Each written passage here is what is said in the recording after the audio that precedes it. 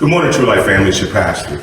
Once again, welcoming you to service. And I do call it service, worship service, praise and worship, because even though we can't come together physically right now, that doesn't mean we can't come together spiritually. So I invite you to listen to the message on this morning. I invite you to go into your sanctuary and be prepared to worship and praise God like you've never done it before and like nobody's listening. This is a time for us to come together. This is a time for us to be prayerful. This is a time for us to praise. I find sometimes that when I'm praising God, I can't stop. I find sometimes that when I'm praying, I begin to praise. So if you put those two things together, it's very powerful and they will overcome anything that it is that you're going through. So I invite you into the sanctuary. I invite you into the presence of God. I invite you to listen to what thus saith the Lord on this morning. And I dare you to praise God. God bless you. I love you. Can't wait to see you.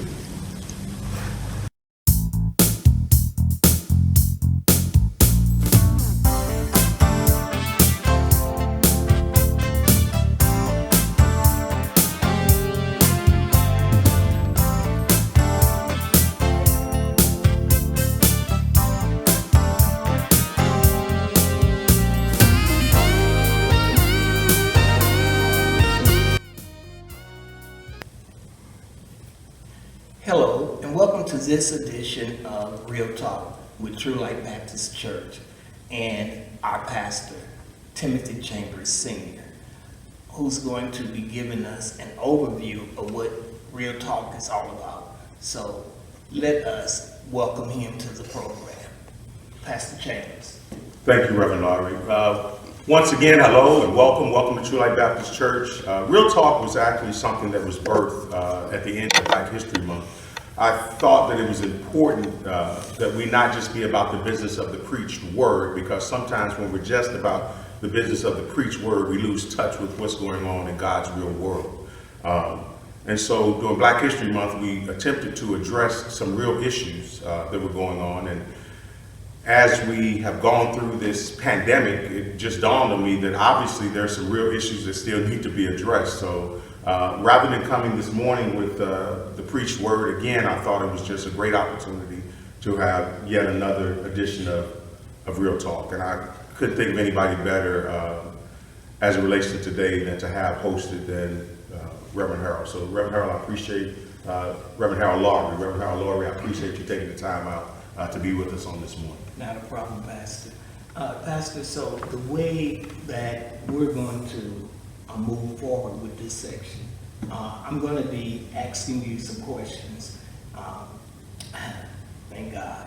And there's some questions that I know that you can speak to. So if we're ready to jump right into our program, and I appreciate you too, Pastor, for having Real Talk. If I may. So before we go forward, if we were having church right now, we'd probably do something called prayer. Yeah. And so I just think it's important that even though we're doing Real Talk, I think that maybe it'd be a good idea right now to pause and have some real talk. Yes, sir, Pastor. With the Lord. So at this time, let us pray. Yes, sir. Lord, first and foremost, we just want to say thank you, Lord. We thank you just for yet another opportunity, Lord. We thank you for granting us yet another day. Lord, we don't know what tomorrow may hold, but we do know who holds tomorrow. Lord, as we go through what it is that we're going through, help us to realize that we won't make it through without you. Lord, we thank you for just continuing to carry us, for continuing to care for us, for continuing to hold us up when this dreaded disease continues to lie people down. Lord, as always, we just thank you. We ask for your presence. We ask for your guidance. Lord, we ask that your presence and your guidance not be concealed to these four walls, but that it go beyond this place, that it might bless, might touch, might save somebody. Lord, we're just also thankful for all it is that you continue to do, both at this place called Truelight and for what it is, even though we don't always understand, for what it is that you're doing in this world. Lord, we thank you. We love you. All these things in your precious child, in Jesus Christ's name. Amen. Amen. Amen. Amen. Pastor, that prayer is a great segue into my first question for you.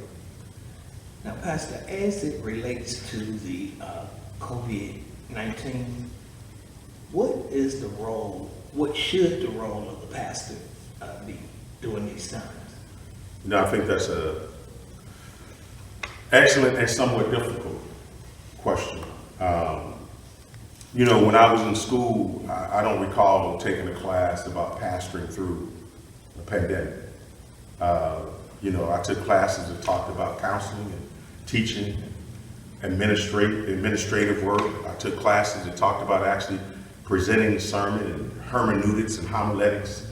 But I don't remember necessarily there being a class that says, what do you do when God shuts everything down?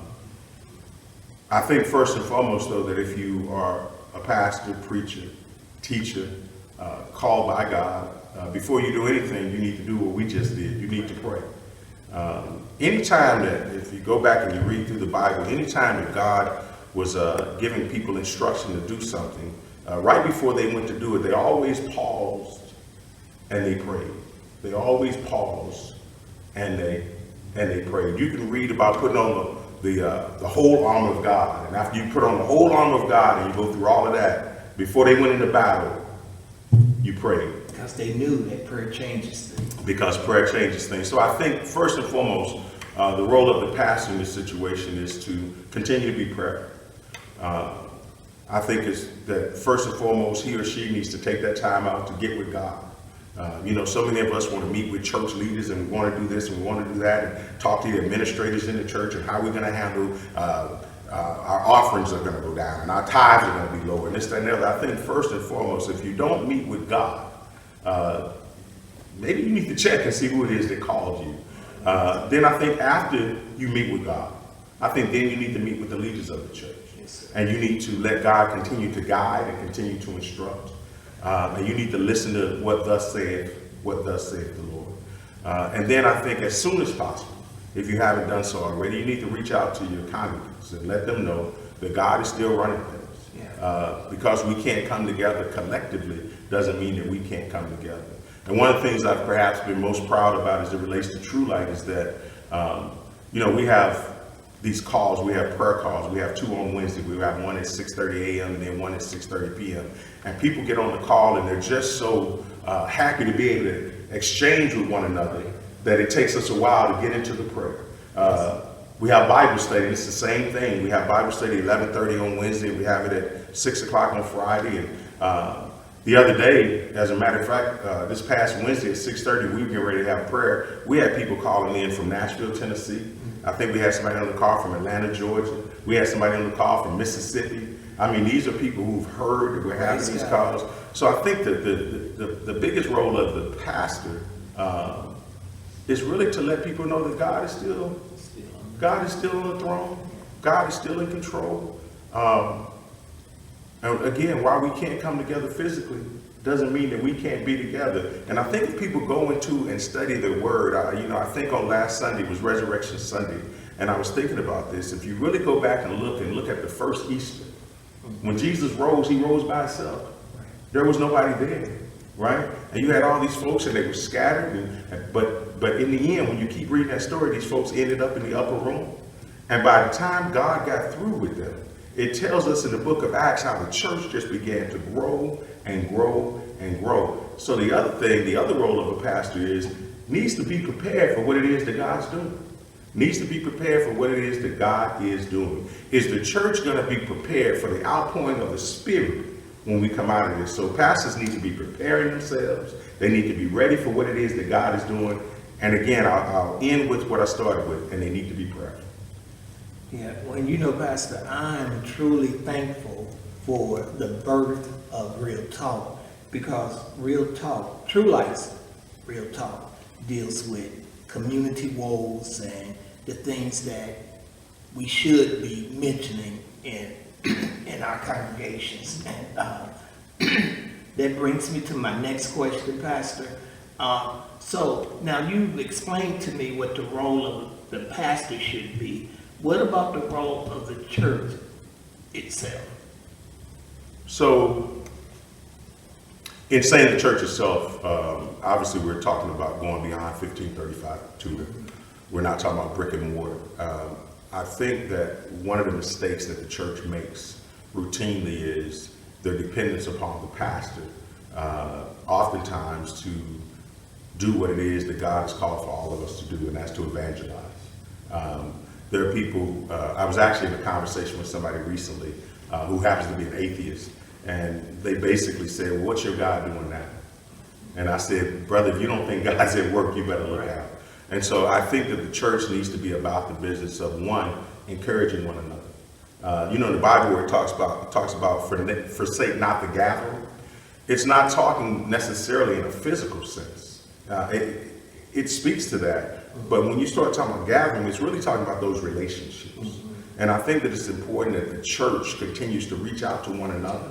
Check on each other. And not only that, but reach out to those who may not know the Lord. Right. Reach out to those who may be unchurched. Reach out to those who may not have a church home. There's never been a greater opportunity in my life for the church to reach out and the church to have a strong voice like they never had before. Such a time as this. We can talk about the civil rights movement, we can talk about this and we can talk about that, but name a time in your lifetime where the entire world has been shut down, where the entire world has been affected. I wasn't here for World War I. I wasn't here for World War II. Everybody wasn't involved in the Vietnam War. Name a time in our history when the whole world has been affected the same way. I can't think of a time, so name a greater opportunity. In the Bible it talks about there's never been a time such as this. Name a greater opportunity for the church to really stand up and do what it is that we've been called to do. In Philippians, 4th chapter, and I got to put my glass on because I have to read, but the 4th chapter, 6th verse, it says, don't worry about anything, instead pray about everything.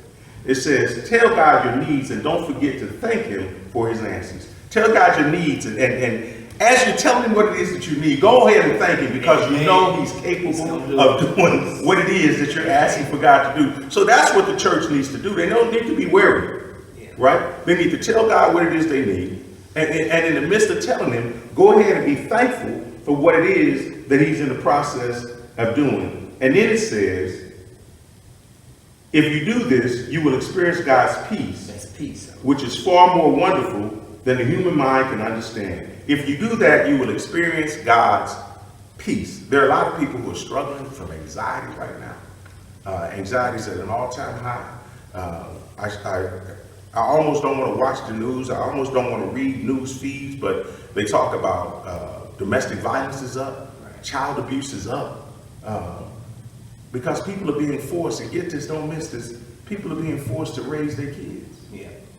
Amen. People are being forced to raise their kids. The church should be busier now than it has ever been. Truelight, this is not a time to take a day off. We should be busier now. So when you ask me, what's the role of the church? Wrap your arms around your community. Let folks know that you're there for a reason. I asked people a long time ago, I said, if Truelight disappeared from the corner of 1535 Tudor, right? If it just disappeared, and really we sit on the corner of Tudor and 16th Street, if Truelight disappeared, what would the people miss? Now's the time for us as a church, for all these churches in East St. Louis, to stand up and let people know what it is that we're about. We ought to be as vibrant now as we ever were when the doors were open. We ought to be working as hard now as we've ever worked. And if we're not, then we really need to check ourselves and see if we're actually doing what it is that God has called us to do. So I hope that addressed. I just get excited when I talk about some of what it is that the church ought to be doing. Now, Pastor, you laid out the role of the pastor, the role of the church. Now, when it comes to the community itself, what are your thoughts about what more can the community do during this pandemic? This is real talk. Real talk. Community needs to listen. The community needs to listen. I heard some foolish talk when all of this first started. It don't affect black folks. It don't mess with babies. It doesn't do this. It doesn't do that. And the truth of the matter is, it affects us as much, if not more so, than anybody else. Because the thing that we need to realize, and you said community, so I got to deal with East St. Louis. Right. The thing that people need to realize is that our communities, our black communities, our impoverished communities are ill prepared to deal with COVID-19. Yeah. They're ill prepared to deal with something that can kill them in a matter of days. We're not prepared for this. I see people today on my way here hanging out. I drove by 25th Street. They hanging out like there's nothing going on. Like everything is fine. We need to listen. We need to do what white folks do. If you're sick, call your doctor. If you've got symptoms, go get them checked out. We got people sitting at home like, I'll get through it, and I'll be okay, and I'll be this, and I'll be that. There's some people who have this issue with social distancing. And I just want everybody to know, for the record, we're 6 feet apart. The man on the camera is more than 6 feet away from us. Reverend Russell's here also, and he's 12 feet away, and there's nobody here. There's nobody here. Normally when we pray in, we hold hands and this, that, and the other. We manage to pray in without having to hold hands. Yeah. There's something called social distancing. It's real. I think that this community needs to listen, needs to pay attention, needs to do what it is that other folks who are surviving this thing are doing. Unfortunately, our country as a whole has not responded to this pandemic the way that it should have. Korea, I followed them real closely, and their first outbreak or their first case was the same day that our first case was, right? And yet our numbers just continue to grow and to grow and to grow and to grow. Korea attacked the issue right away, and we didn't. And one of the things as it relates to our community is, and I've said this before on other subjects, we have to take care of ourselves. If we're not willing to take care of ourselves, we're going to continue to struggle. We're going to continue to suffer. And in this case, and I want y'all to get this, we're going to continue to die. This is not a joke. Right. We need to quit laughing it off, acting like it's just going to go away, acting like it's not going to affect us. This is real talk. We need to be real. Right. And we need to really deal with it. You can read the Bible all you want. You can pray all you want, right? There's a passage in the Bible that says, forever learning and never coming into the knowledge of the truth, right? And there are people who, they can read this, they can put punctuation in it, they know where the periods are and the commas are, but they don't abide by it, right? Or get what they're supposed to. Or get what they're supposed to get out of it. Trust in the Lord. Lean not unto thine own understanding. Black folks, we don't have the answer for this. Right? And Lord knows our president doesn't have the answer for this. And our government officials don't have the answer for this. That little doctor that's on TV, he seems to know quite a bit. And I would just tell people, maybe they need to listen to what that little brother's saying and just pay attention. And what I fear is that when they lift these bans and all these people are flocking to get back to here and get back to there, y'all better listen to something. It's going to be crazy. It's going to be crazy. Watch who goes running back. My personal opinion, let some other communities run back first. Right. Let some of them run back first. Right. See, because they're going to wait, and they're saying we need to get the economy going, we need to get this going, we need to get that going. No, what's going to happen is the poor folk going to take this little stupid stimulus check, some pennies, and then they're going to run to go spend this money, and they're going to be flocking to these places, and all of a sudden you're going to see this disease spike again, and it's going to be taking us out, right? And people need to check their stats. I don't have any stats in front of me. I get tired of hearing the stats. But all of a sudden, what wasn't a black disease is now killing more of us than anybody else. And by the way, folks, we don't make up the majority of this population. Right. And Pastor, in St. Clair County, since you spoke to East St. Louis, we have way more cases than over here in St. Clair County. In St. Louis. Yeah. Unbelievable. Yeah, we do. So again, what does the community need to do? Stay at home, social distance, take care of each other, and taking care of each other starts with taking care of yourself. Yes, do what it is that you need to do to take care of yourself. I can Appreciate that. Yes, sir. And Pastor, since you speaking on community, I want to tell your listening audience that I think a shout should go out to the Urban League, T-Baby, and School District 189. And I don't know how many other people or agencies was involved, but yesterday, Pastor, they, at Eastside High School, the parking lot looked like they was at a drive-in movie, because they were giving out, food and supplies to the community. So There again, take care of yourself. Do what it is you're supposed to be doing. I used to work for the Urban League years ago, so it's a wonderful work there. I've been so impressed with District 189. I must say, we got babies that are at home, and oftentimes some of the only meals that they were getting was what they were getting at school, and yet the district has continued to feed them. And I just think that's amazing. So T-Baby, but shouts out to all of them. I have a cousin who works, I think she's cafeteria staff at one of the schools in East St. Louis, and she's been going to work every day. I think our hats should go off to them, just let them know how much we appreciate them. That's the other thing, our community should be showing some appreciation. We got people who are on the front line. Yeah, I was just about to say. Right, who are providing service to those who've been stricken by this disease. So, and something I can't believe I didn't say this. I said stay at home. I said listen, pray. Yeah. You gotta pray. You said it. Okay? Well, they gotta pray. I know They, you they, there's nothing wrong with praying. They absolutely need to pray.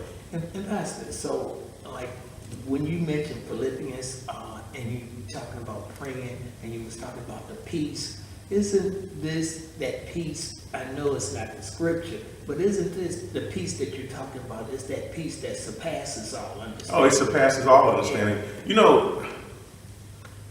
I love to read the Bible anyway. Yeah. But I found when I'm anxious, and maybe people would say, well, you're a pastor and you're anxious. Yeah, I'm anxious. You're right. I was doing a Bible study last night on worry and fear. And I said, we're not supposed to worry, but that doesn't mean that we're not supposed to have concern. And so I found that when I hand things to God, and sometimes He has to wrestle them away from me because I don't want to let them go. Right. But when I give it to God, I find that there's a peace. There is. And just like you said, that surpasses all understanding because it just kind of washes over you. Right. And you don't worry about that anymore. And you know that somebody got you. And I know that God has me.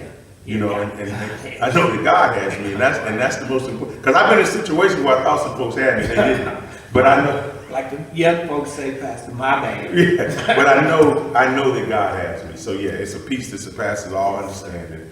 Yes, sir. It's just a calm, So, Pastor, you briefly hit on it, but I don't think you got into it the way you wanted to because I hadn't asked the question yet. Okay. So this next question, it specifically deals with the COVID-19 effect on Black people. So there are some myths out there that say that Black people are more affected by this COVID-19 than other communities. What are your thoughts on that?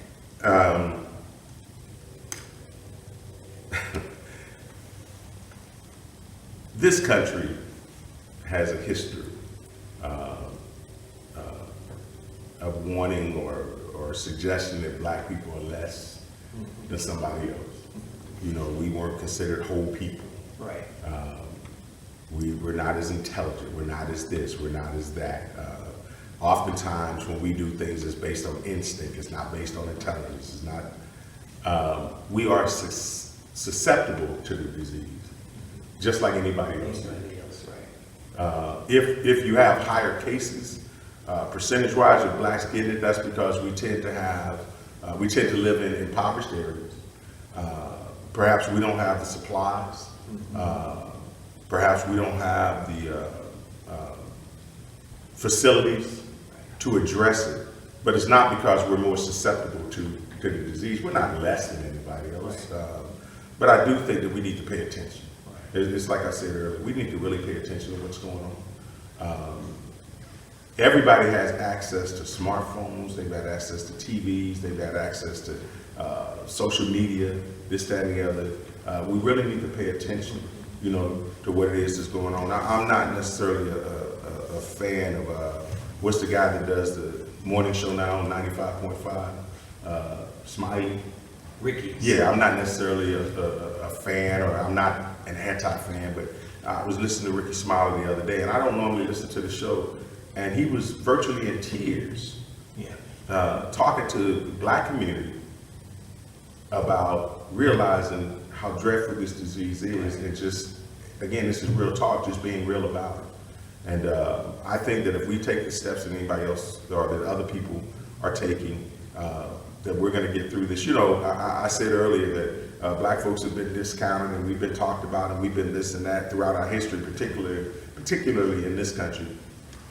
But if you look at our history, we've overcome so much. Yeah. We've overcome so much. And this too Shall pass. This too shall pass. Yeah. But we got to trust in God, Right. and we got to follow some direction and do what it is that we ought to be doing. I was thinking about it. It was so interesting, and I'm glad you mentioned that again. When I was a kid, I grew up in a family that had eight children, and every night, we sat at the dinner table. We didn't have a choice.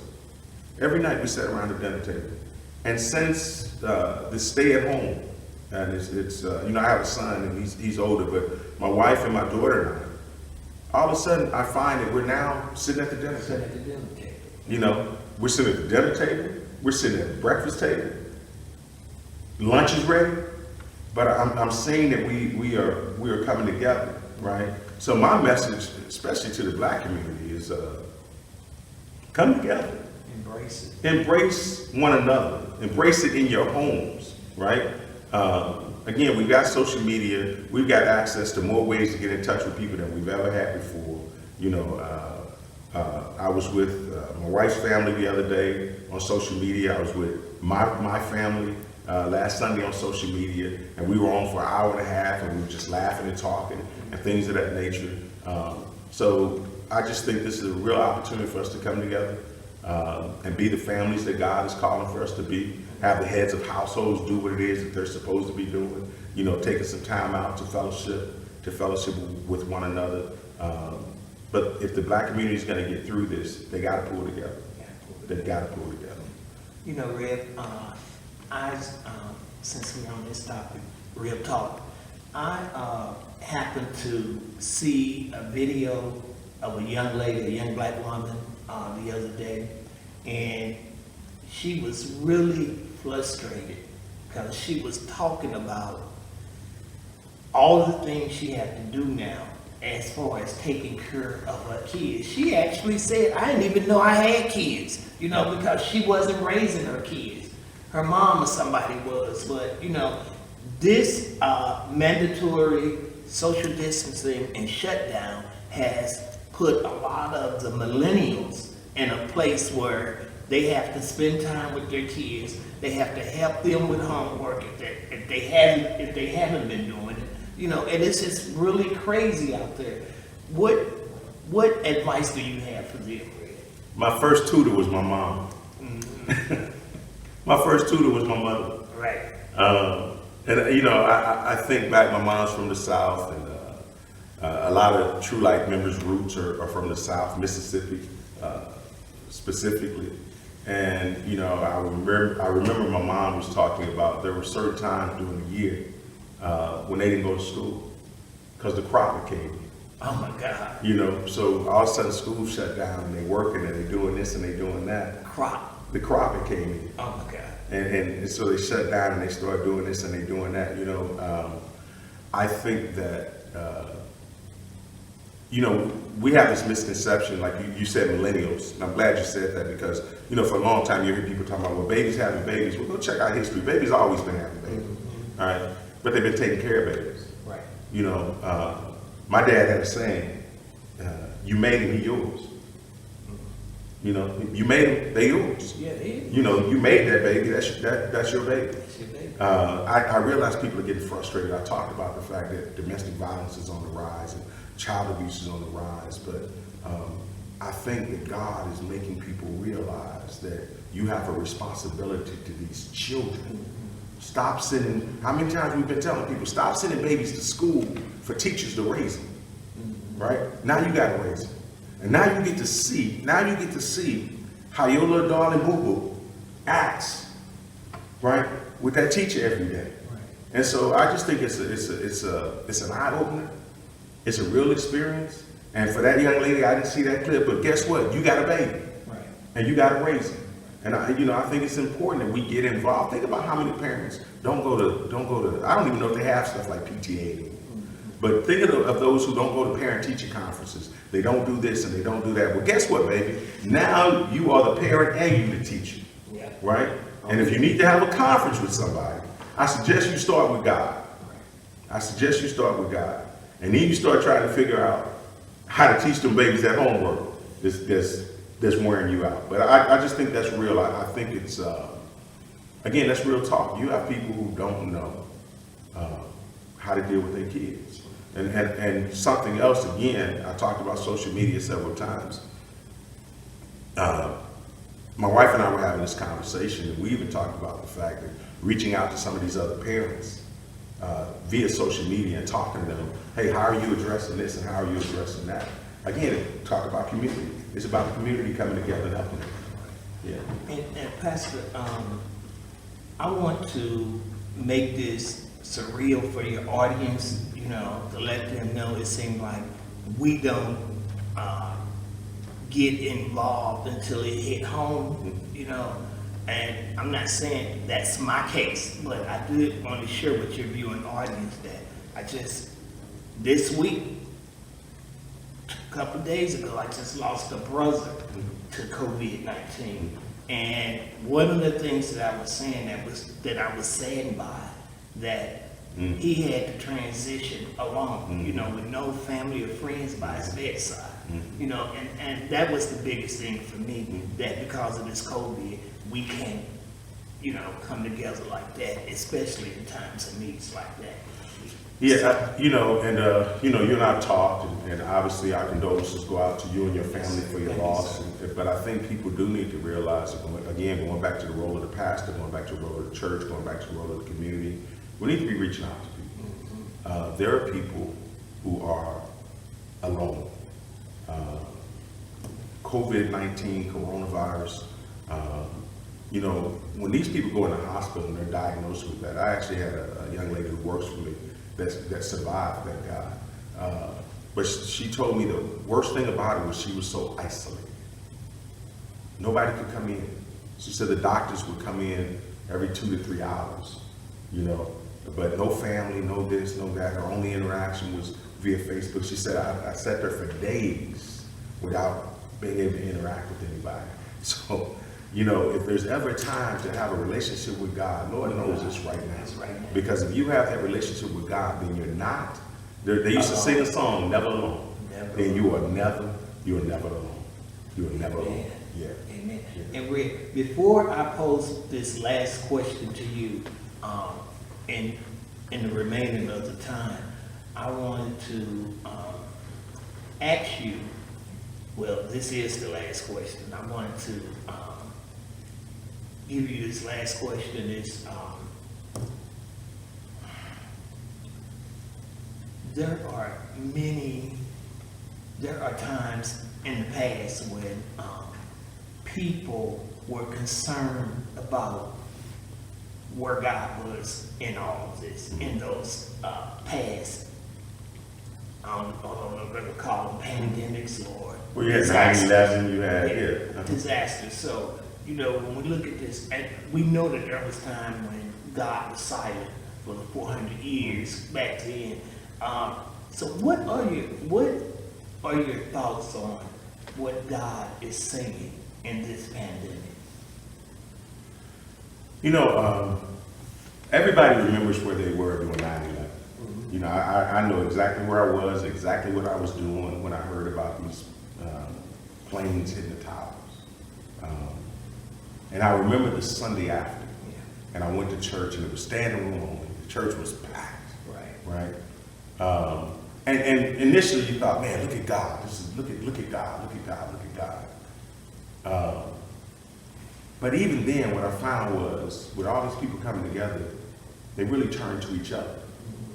You know, Isaiah 26:20 says, "Go home, Yes. my people, and lock the doors."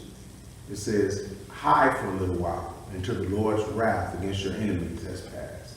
Now, I know there are folks who are going to take that and say, "So you saying that the Lord is doing this?" Yeah.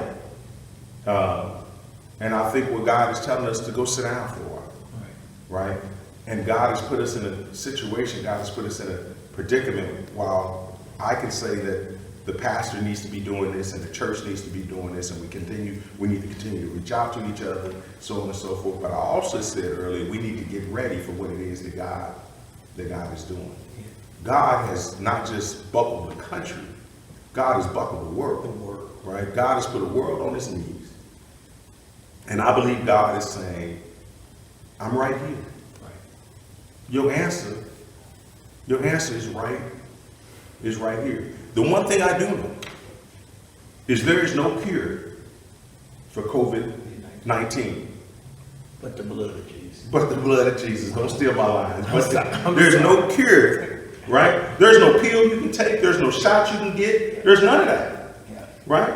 I don't know how many countless millions and billions of people go get a flu shot every year, right? Flu shot cannot deal with COVID-19, right? The only thing I do know is that we serve a God who sits high and looks low. Mm-hmm. And there is nothing that we've ever been faced with that God couldn't deal with. Not one thing. Not one thing. And so here we are again, we're faced with something that this world, as we know it today, has never seen. Not the world that we have today, because, you know, we got Wikipedia, we got Google, you know, you can't say, Google, what's the cure for COVID-19? You can say it, and I wonder what the response is going to be. There is none. Call on Jesus. That's what it ought to be. Yeah. That's what it ought to be. So I think that, once again, God is making it plain and God is making it clear that if my people who are called by my name will turn from their wicked ways, seek my face, God is saying, I'm right here. I haven't gone anywhere. You know, I was trying to remember who it was that said it, but there was an interesting quote where they said that, you know, God was speaking and God said, I never left the house, you the one went for the wall. I never left the house, you went for the wall, right? And I thought that was an interesting quote, because now God is saying, stay at home. You know, so I think God is saying, listen for the still voice. Sit still for a minute. Let me do what it is that I have to do. You know, I heard a preacher say this, and preachers have repeated it, but God shut down the economy with a cough. You know, he shut an economy down with a cough. With a sneeze, he made billions of people stay at home. Right? Billions of people, right? With a fever, he stopped air pollution. People need to understand how powerful and wonderful God is. And I think God, if God hasn't gotten your attention, you know, I don't know what will, because he's got mine. Yes, sir. He's got mine. So I just think God is still in the miracle working business. And I say that purposefully because, you know, the news will show us the people that are dying, but what they're not showing us is the people that God continues to heal. To recover. And they also said, Pastor, that of all the people, thousands of people that have came down with the virus, there is even more that has recovered. Absolutely. Absolutely. See, they're not saying they're not telling us that. When you start looking at the numbers, and again, I don't want to get into data because somebody's going to throw the wrong data out. I know the last numbers that I saw was roughly 5%, and I'm not saying that that's not a huge number, because it is, but it's also saying that 95% at one time of these people were actually recovering, and that's nothing but God. When you tell me you got something, there's no cure, there's no medicine, there's no this, there's no that, there's no man-made cure. but I believe that prayer works. Yes, sir. I He's believe still a way maker. He's still a way maker. Miracle worker. God is still in the miracle business. Yes, and, sir. and that's sincerely what I believe. So, Pastor, before we close out, to all the millions of people that are out there, and because this is real talk, what word do you have for, and you can close out however you want to, but what word do you have before you close out for the people that are that happens to be seeing this program and don't know Christ for the pardon of their sins? What do we say? Should we be saying to them? You know, we were talking about this during our Bible study just the other day. Matter of fact, we talked about it last week. We dealt with the last 7 sayings of Christ, and I thought about the 2 thieves on the cross, and you know, the one mocked Jesus, and the other asked Jesus to remember him.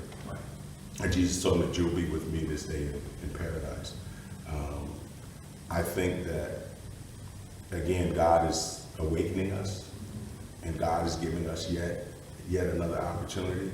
You know, I think about how many times I've stood in this pulpit, and I've got through preaching a sermon, and I've asked if there was anybody who didn't know the Lord, or we opened the doors of the church, or whatever you want to call it, and nobody came. Right. And nobody came, and there are times when I've preached a sermon, and after doing that, I've silently wept. Because the role of a preacher, the role of a pastor, is to show people the way to Christ. The role of the church is to show people the way to Christ. It's to show people the way to salvation, regardless of what it is that they've dealt with. I've stood in that pulpit, and we asked visitors to stand, and not one person stood up. And then, you know, you're one of the ministers here, and I've said, if we never have a visitor, anytime we don't have a visitor, we're not doing our job. Okay? And I think that right now what God is doing is what the church couldn't do. God is showing the world how powerful he is. Wow. And yet God is still saying to the world, and yet you can still be saved. So for that individual who does not know Jesus, for that individual who has not accepted Jesus as their Lord and Savior, I would tell you right now, all you gotta do is look around. People are dying for real. All you got to do is look around, and if you don't know the Lord, all you got to do is trust in God, and just let the Lord know that I do believe. I believe that Jesus lived. I believe that he died. I believe that he took my sins with him upon that cross, that he died and that he rose, and that he walked this earth, and then he ascended, and he sits on the right hand of God, intercessing for our sins right now. And I believe that Jesus died for my sins. And because I believe and I trust in God, I'm saved. And the beauty of it is you're saved right there. Right. You're saved right there. It's not instantly. You don't have to wait. You don't have to fill out an application. Don't cost you dime. It don't cost you anything. You don't have to wait and see if you're accepted. He will accept you instantly. Instantly. But what I will warn people is, don't be like the thief on the cross. Don't be like the thief on the cross. Right? I would hate, and I said this in a sermon a few weeks ago, I would hate for somebody to almost get saved. Get saved. If ever there was a time, this is the time. I just want to say God bless you. Plan on having a sermon next week, but I will follow the lead of the Lord. This has been Real Talk. We will do this again. I just think that there are some things that we need to take the time out. We need to sit down and we need to talk about. And I believe that God has truly been here. God has been present. We started with prayer, and I'd like to close with prayer. Yes, sir. Okay. Lord, once again, we humbly come before you, Lord, just thanking you for being God all by yourself.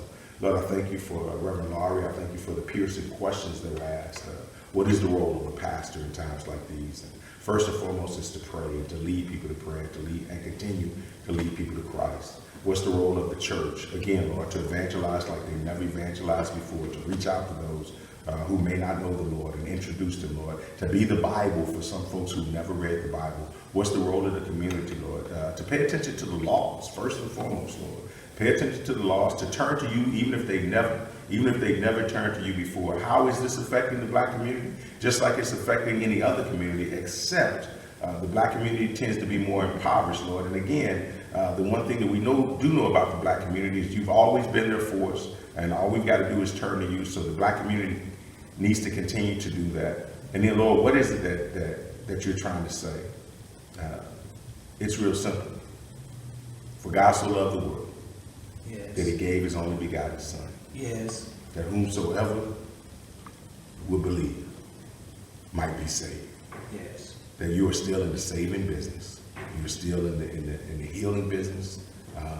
And the salvation is something that's real. And while this world may be fading away, these lives may be fleeting, you've got a place for us in eternity. So Lord, we just want to thank you. We ask that you would just continue to bless this place that we call Truelight. Continue to wrap your arms around this ministry.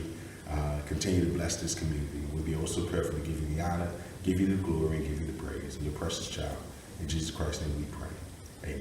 Amen. Amen. Thank you, Pastor. Thank you, sir. Yes, sir.